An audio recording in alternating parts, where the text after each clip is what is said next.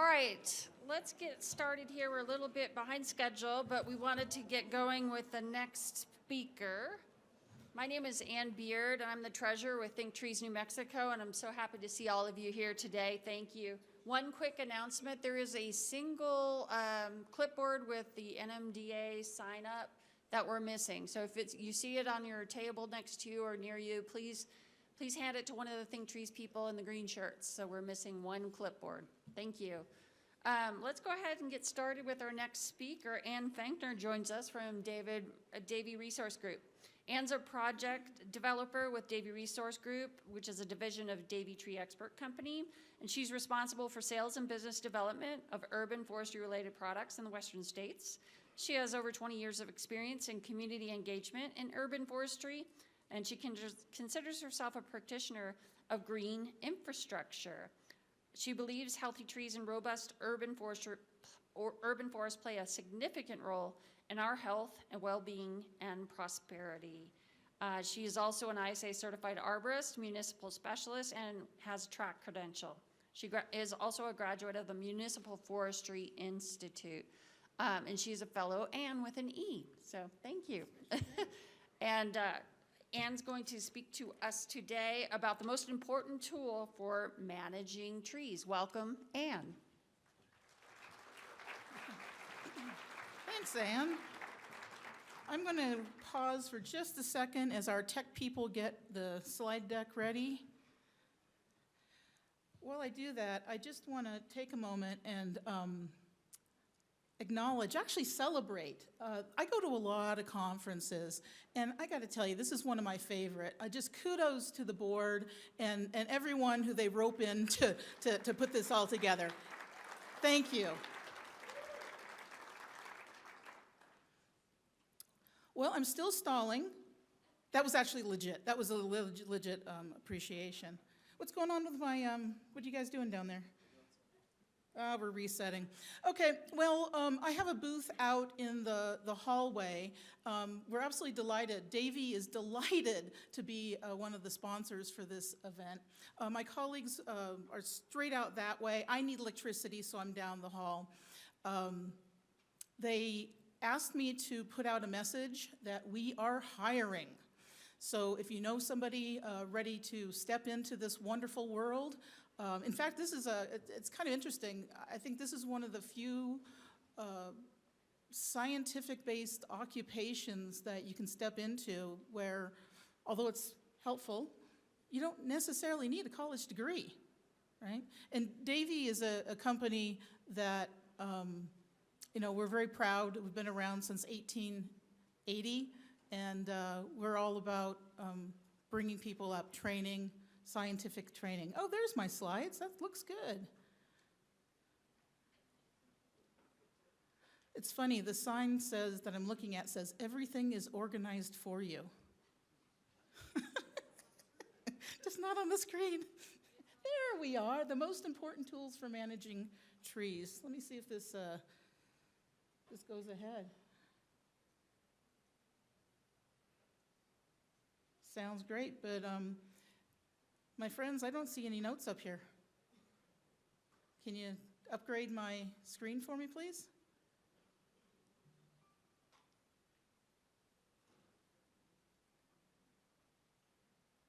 Well, I'll look at this screen then. Sorry, I'm a little, they set me up with a screen here, so I'll go this way for a little bit.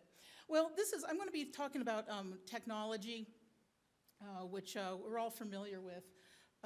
But I love this little graphic. Unfortunately, it's kind of true, isn't it? Our paths, the higher up we get, the more information, the more professional our practice is, the more likely we are to be stuck at a desk.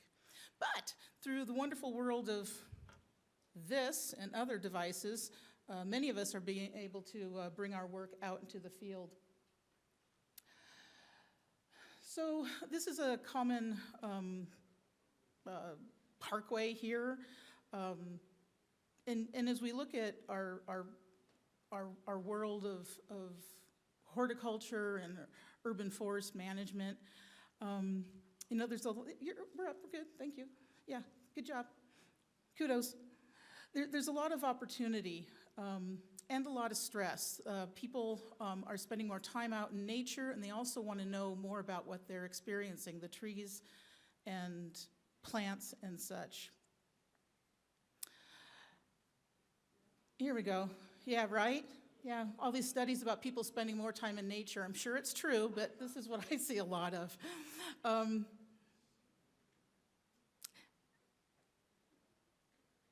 I'm sorry, I'm just pausing a bit because this screen is flashing, you guys. This is very unstable, which is fine, but I just getting me a little weirded out here.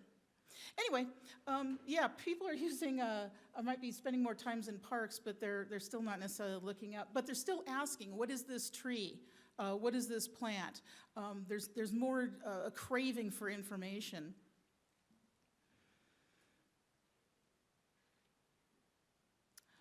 I want to share this concept of innovation through adoption life cycle, or it's this model that describes how technologies or innovations are accepted and adopted by different groups over time. I could tell you the origin, but the screen keeps flashing and I'm losing it. Can we create some stability with this, please? Okay, thanks.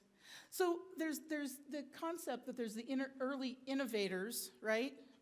This is the group of people who adopt to new technology, often through risk tolerant, and they're very highly informed. And then you have the innovators, the first group to adopt the new technology. These people are also very tech savvy. And then the early adopters, you got the wave of excitement, who readily adopt the technologies, and they become the influencers. Hey, check this out.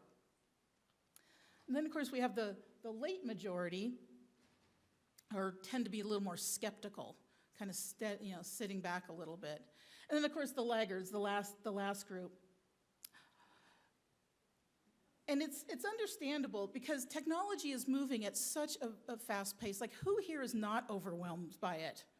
No hands are up. Everybody's overwhelmed by it. Just think about ChatGPT just emerged, what, a year ago, 2 years ago? And it's so dominating our world. So instead of stepping away, I encourage you to turn into the skid. We all know what this means, right? Cars go, yep, turn into it, not away from it. So if you think about the evolution of some of the technology we use, personally, I grew up with a rotary phone that was attached to a wall and a very long cord that got stretched out. And the trick was not to get wrapped up or trip somebody over it. But in 1973, the first Motorola came out. Remember these bricks? God, we thought we were so cool driving around in a car with this brick. And then in 1993,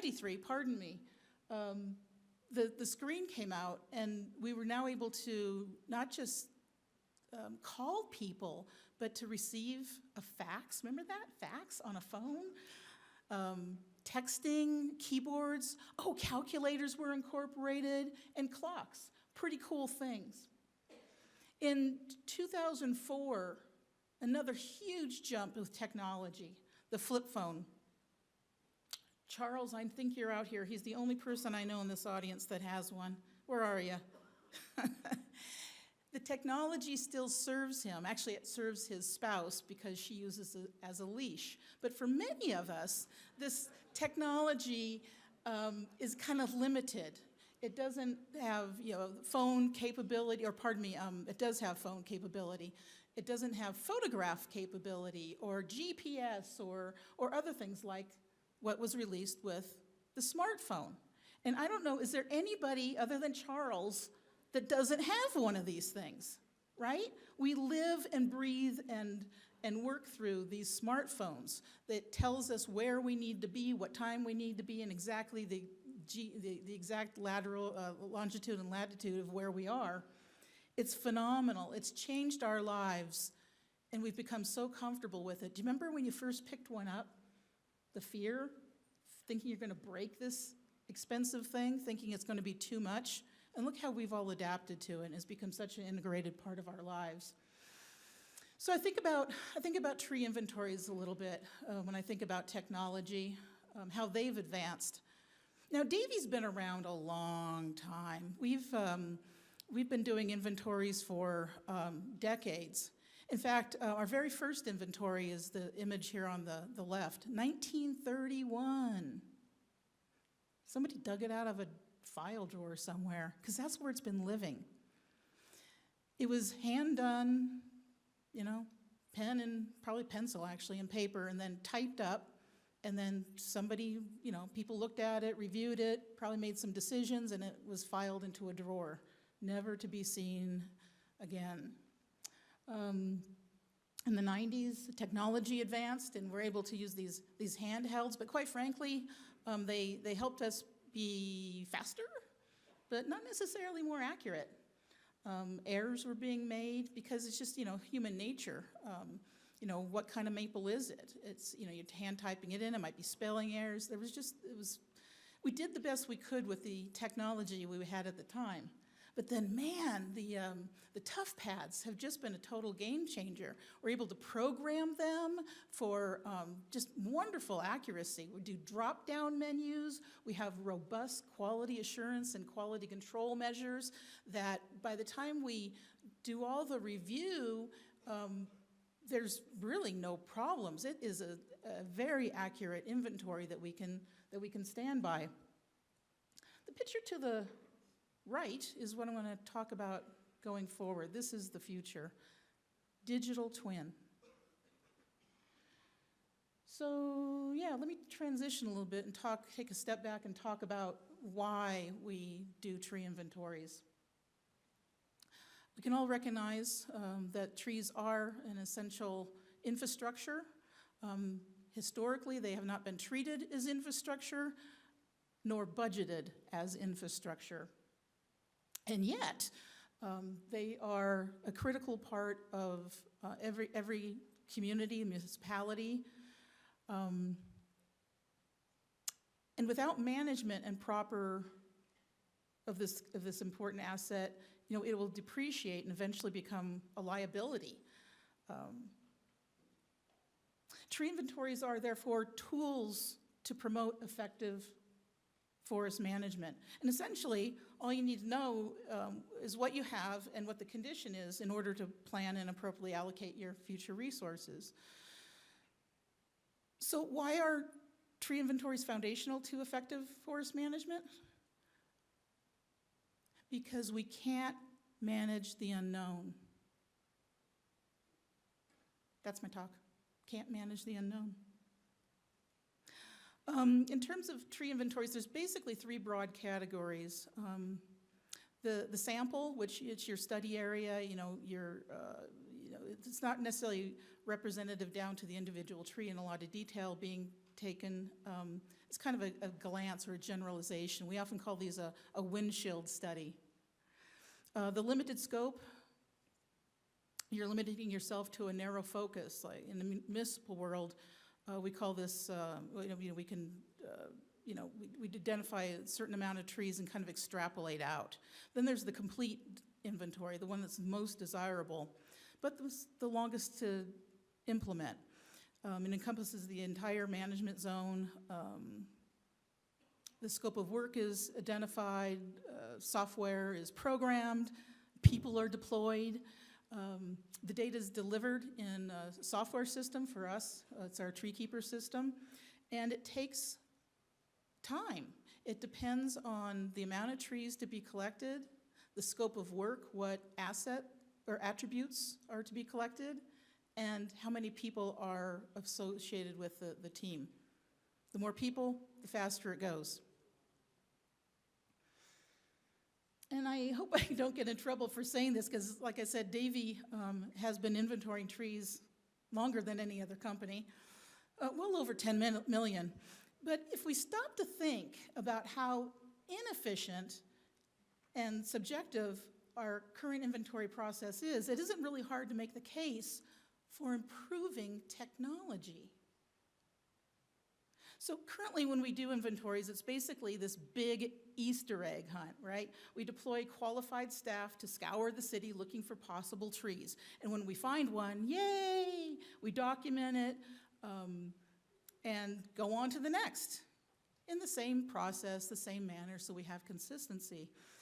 And not only is this inefficient, we inherently don't spend the correct amount of time assessing the trees. We spend too long looking at trees that are small or newly planted and not long enough at maturing and big trees. Plus, we're subjective. And that is meaning that it's based on personal opinion and feelings rather than fact. And here's another unspoken fact about our industry. Tree evaluations follow this agreed-upon scope of work, right? It's a prescribed process with a defined scope, and yet somehow different people always have different opinions. So how many people here are track, right? We went through the same program, we learned the same protocol, we all took the exact same test. And I bet if we went out to evaluate a tree, all of us, that we'd probably come up with 5 different opinions, if not more.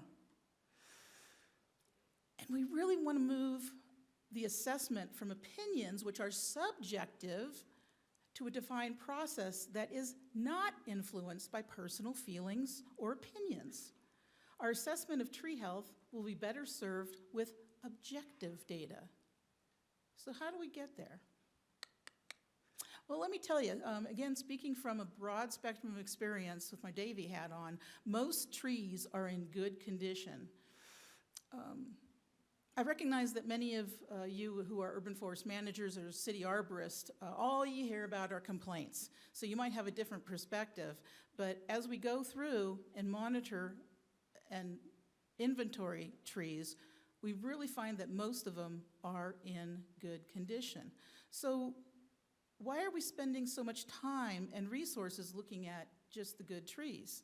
You know, think about it. If an arborist is spending 5 minutes at each tree, wouldn't it be better to recognize that there are trees there that don't need a prescription and then focus on the ones that do? So I'm going to spend the next few minutes talking about a strategy that we've adopted, that Davey has adopted, that is efficient, cheaper and faster. It's objective, repeatable, and precise. I don't know if you've, I invite you to take a step out in the hallway during a break or during lunchtime and check out my video I have going. I can never trust technology in a conference room, so I didn't go live with this, so I apologize. But this is the most exciting thing that is happening right now in our industry. Our approach introduces advanced technology that combines ground-based LiDAR, not drones, ground-based. You can't see a small tree under 12 feet with a drone. It's invisible. Besides, there's a lot of other criteria.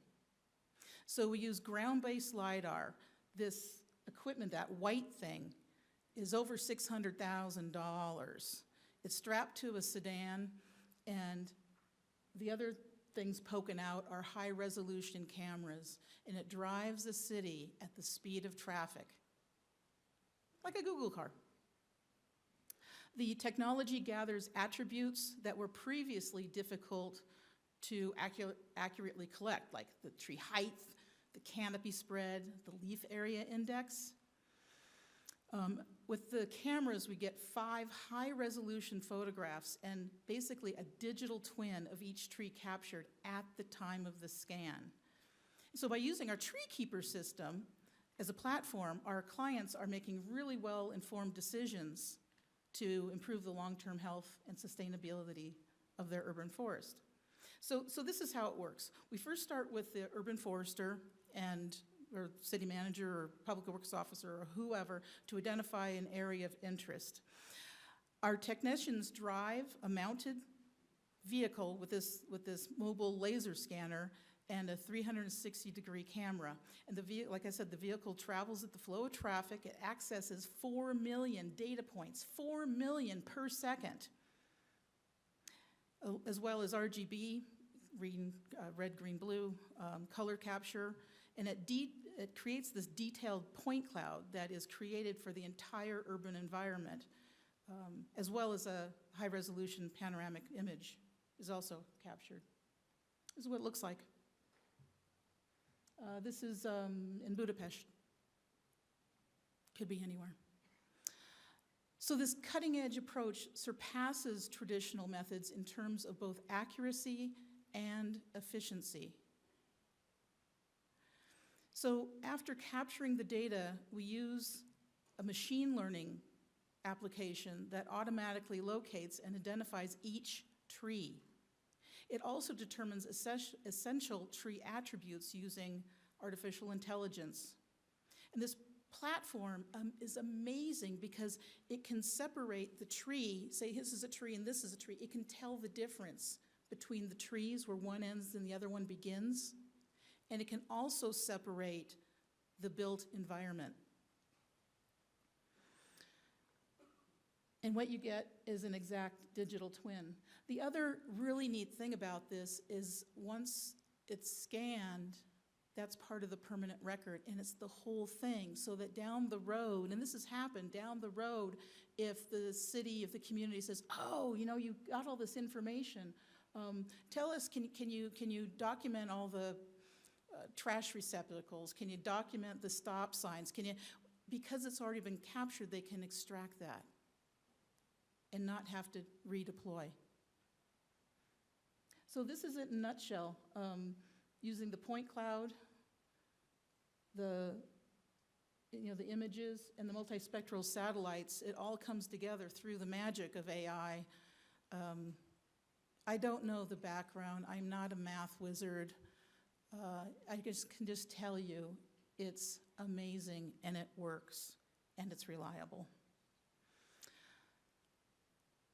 This digital twin provides the finest resolution possible for canopy foliage volume, trunk diameter, health metrics, and safety information. The digital twins can be rotated and viewed in a three-dimensional space, and they're accompanied, again, by the high-resolution images, so you can really get a sense of the tree and the conditions in which it grows.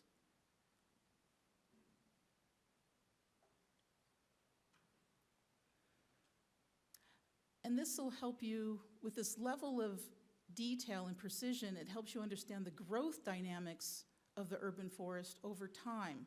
And this is a task that was previously difficult or really impossible.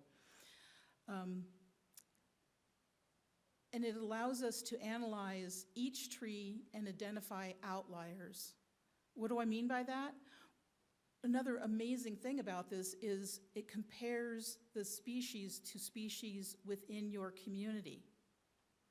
So a sycamore that grows here in Albuquerque is living in very different growing conditions than a sycamore that grows in Manhattan or Seattle. So it's a peer-to-peer assessment and comparison, which is a lot more honest. It doesn't provide all the answers. It's data, and an arborist is needed to review the photos and possibly visit each tree. So after each data capture, a digital twin is created with the extraction and everything, and we conduct a remote inspection from the desktop, from a computer, of about 20%. Not verifying, we don't need to verify because the information is mathematically absolutely accurate. What we're verifying, or we're looking at, is whatever the arborist urban forest manager wants us to look at. Could that be? Well, there might be a pest problem. Oh, there might be an irrigation problem. They're looking at us, what can we gather from in terms of the health and condition of these trees? What we're finding is about 20% is a good assessment that we can do remotely, and if further assessment is needed, we deploy the certified arborist to the site. And we're looking at kind of about 5% of those trees. Again, the idea here, or not an idea, the reality is we're spending time looking at trees that are in poor condition so that a prescription can be created to improve their health or simply remove the tree. It's a way to improve the overall health, structure, well-being, and vitality of the urban forest. Here's a little more information, in fact, a graphic on the outliers. You know, we might be looking at, you know, dead trees, lean angle. That's another thing, great thing with this. It actually captures the lean of trees. Leaf area index, canopy size, all of this, dieback. So the time frame is also very desirable. You know, if you think about what the ISA is recommending, a tree inventory takes place every 5 to 7 years, right? Is anybody in this room able to meet that schedule? Yeah, no, I think it's more closer to 12, 15, or I know some communities that they're kind of on a 20-year inventory schedule. And you know, that's kind of the equivalent of going, you know, going to my doctor and she says, hey, Ann, you know, you have high blood pressure. And the next thing she says is not, and I'll see you in 10 years, right? But that's the way we're treating the management of our trees. Again, we can't manage something if you don't know, and 10 years is too long. There's too much life in 10 years. There's too much growing, and there's too much potential failure. The other really wonderful thing about this is that because it's over we scan and then do the remote assessment and deploy staff for in-person checks, or not checks, but assessment, and then scan again every other year, the costs can be spread out. So right now, for a tree inventory, it depends on where, but it's often going for, I'd say, kind of averaging out around $8 a tree. So say you have 50,000 trees as a municipality. Are you really going to go to city council and ask for, you know, $500,000 in this environment? And what happens is we don't get this big chunk of money because it's a huge amount of money. And they'll say, oh, put it off, put it off. And that's probably part of the problem why these tree inventories are extending well beyond the 7-year recommendation, because it's too much. But taking this approach, we can invoice on a yearly basis and break that up into bite-sized pieces, because a $100,000 project is much more digestible than a $500,000 project. But you get the same information, if not more, better, more. So we deliver all this information in our tree keeper system. It's delivered directly, and so this is the city of, this is Pittsburgh. We've done this in, I don't know, about 15, 20 cities throughout the United States. I gotta tell you, we weren't so sure about this. Davey's a big, we're like 11,000 employees. We're the 8th largest employee-owned company in the nation. We're big. And with that, we can be a little slow, conservative. We get that fear, the hesitation of, you know, new, bright, shiny things. We want to be sure. And when we met this company that's doing this, we didn't figure this out, by the way. Really tried. The city of, I'm going to pause for a second, a little storytelling. The city of Los Angeles came to us about 6-8 years ago. I guess it was 8 years ago, because they had a huge problem. They, I don't know if you know about the lawsuit. They were sued by the ADA because their sidewalks are just falling apart. And if you're in crutches or a wheelchair or just had mobility issues, you couldn't get from here to there. And the judge was in agreement, and then turned to the city of Los Angeles and said, fix it. Fix it now. If you don't, I'm going to charge you $30 million per year for the next 30 years. Yes, the city of Los Angeles was in a frenzy. Oh my gosh, what do we do? What do we do? What do we do? What we found, so they invited us in. We've conducted more inventories than anybody else. We can figure out difficult situations. We're all about working with our clients to find solutions. And they came to us and they said, can you help us? We're like, yeah, sure. What do you have? And they said, the city of Los Angeles said, we don't know. The city of Los Angeles did not know where any of their trees were. They thought they had a situation of 250,000 situations of trees uplifting sidewalks. They didn't know where their trees were, and they didn't know where their sidewalks were. I kid you not. How do you manage what you don't know? So, at the time, the mayor, who had just won an election based on two platforms. One is that Los Angeles is a city of neighborhoods, so get to know your neighbors. The other platform was that Los Angeles is a city of technology. We are technology innovators. So the leadership within the city came to us and said, hey, can we do a tree inventory using technology? Again, this was 8 years ago, and I gotta tell you, we tried. I met with Google, I met with Caltech. The best thing we could do at that time, 8 years ago, would be identifying through analog configuration, remote sensing and such, an accuracy of about 85% on no more than 20 trees. Well, this is Los Angeles, this is not Bismarck, come on. I mean, the spectrum of anything can grow there, so that was just a hard no. So we ended up doing the tree inventory for Los Angeles. We had teams of arborists, 30, 35 people deployed, person to person, tree to tree, DBH, hugging trees the whole way down. It took us 4.5 years. 4.5 years that the city was sitting on waiting and waiting and waiting. Now they're stepping into the urban forest management plan. We lost nearly 5 years because the technology wasn't there. Had we had this, we could have knocked it out, probably in 8 months. And they could have got to the management. They could have got to the planting, the documenting, the growing trees. That's kind of what's exciting to me about all of this. Here's some pictures of what we can see from, this is you can clearly see where there's defoliation. So this would be something that the arborist would be looking at initially remotely. Like, what is the condition what's going on? And because we have all this data, we can do it remotely. Because bringing people out to the field is costly. It takes time, it takes resources.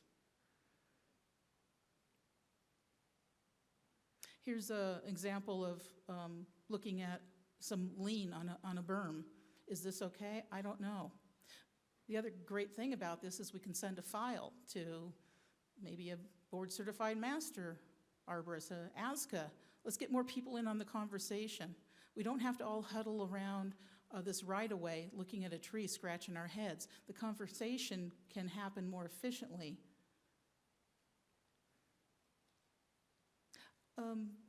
I put this in, it's a great interest of many municipal arborists or urban forest managers, I should say. Line clearance is a big deal.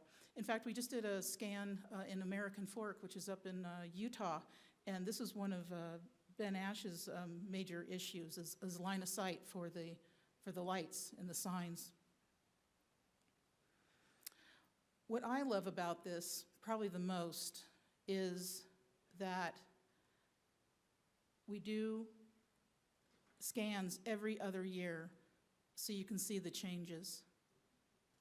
I'm a big fan of Ed Gilman, Shigo, even Dr. Harris going way back in the day. And Gilman's or actually all these researchers, what they say is pay attention, document,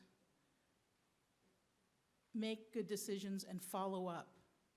So right now, we are doing the best we can with the information we have at hand.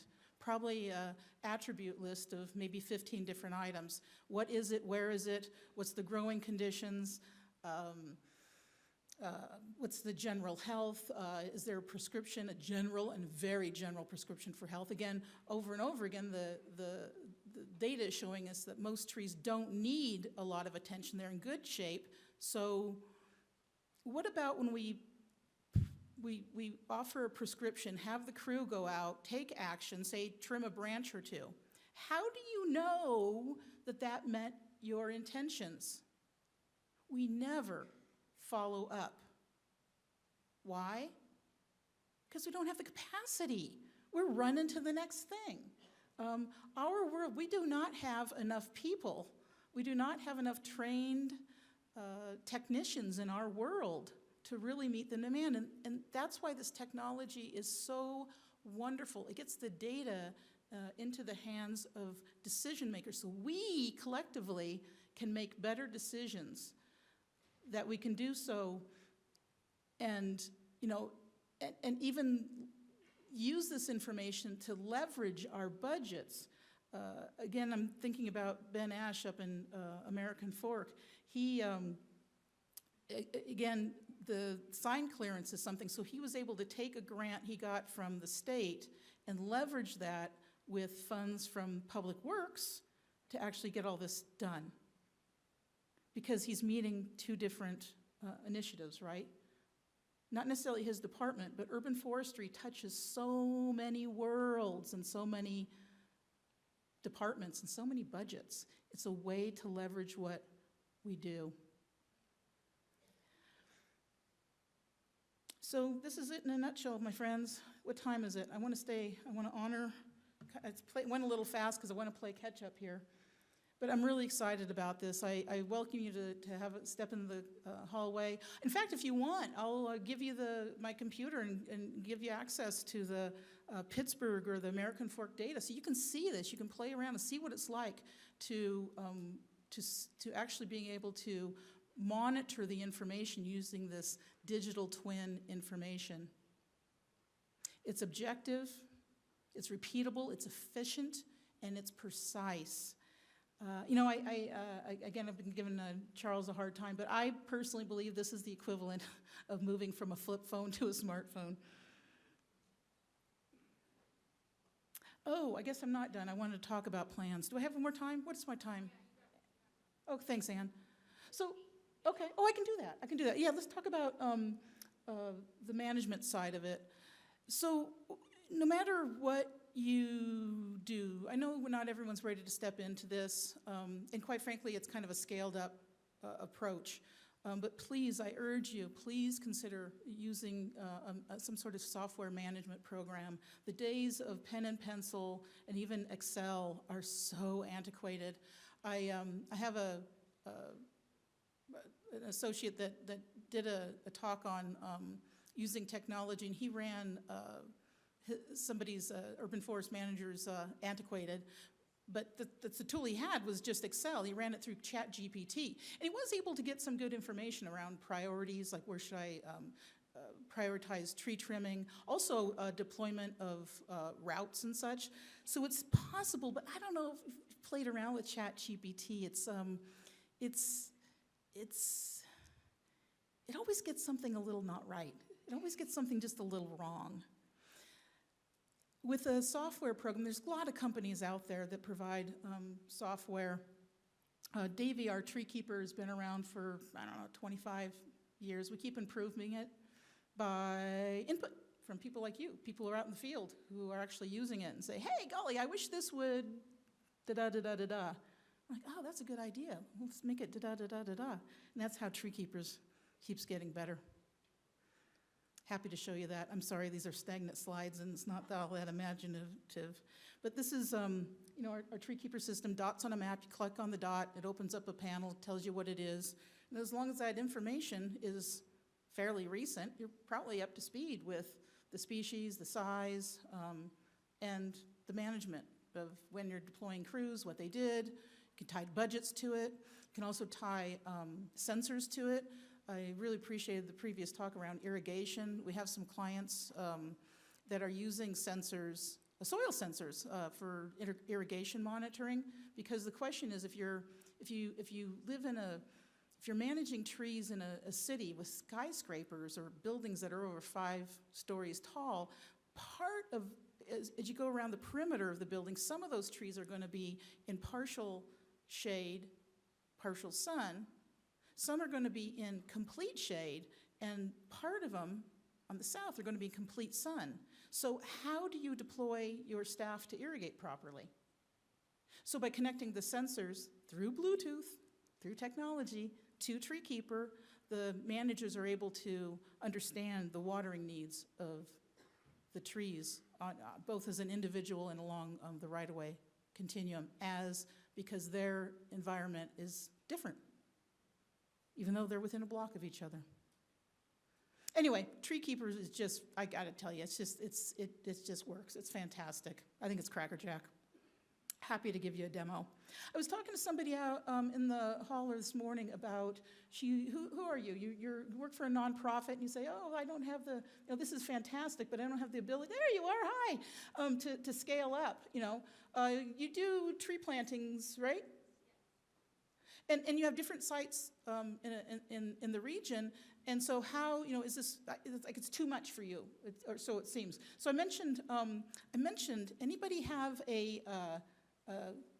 what is it, the Apple, is it 16? Is that the latest one? Yeah, is that the 16? Have you played with the LiDAR on it? Apple 16 has LiDAR, my friends. Check it out. So here's a tree, this is an elm. You can see the gap there. This is the LiDAR image. Yes. You can see the cavity. You can get some insight, and you can share this file. Yeah. Kind of amazing, this world that we're living in. It's moving so fast, and if we think about it, if we can use it well, it can really work to our advantage. Isn't that something?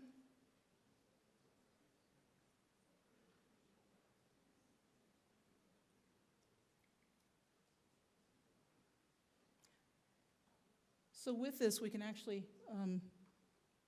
make some informed decisions, use some other tools, do some analysis, talk to other arborists, get some recommendations, and take action.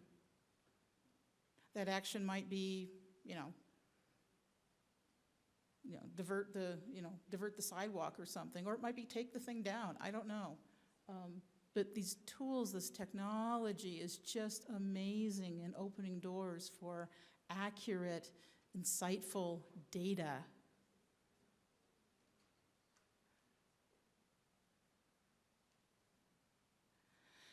So again, I urge you, if you're not already using some sort of tree software program, again, I encourage you to make sure it's a tree inventory software program. The urban forest managers, not their greatest, but one of their frustrations is, especially in larger cities, being forced to use another asset management system that, trees are living things. They're not signposts. They're not trash receptacles. They need a more dynamic and a different system. Software systems, especially tree keepers, can be connected to other asset systems, but those who are trying to manage the urban forest without a tree-specific inventory system are really struggling. There's a lot of companies out there. They seem to be popping up all over the place. I guess the word about urban forestry has gotten out there, and it's like, hey, you can put together a platform and they'll buy it. Well, just like many things, just be careful of cheap and free. There's some notable or well-known companies that are now using offshore staff. Good luck getting help. At Davey, with the phone rings, somebody's not there to answer it. It gets to the next person, and to the next person, and to the next person. You'll get a live person. At the end of the line is the director of our IT services. It never gets to her because somebody will. But think about your experience. Like, think about what goes wrong and how you need support.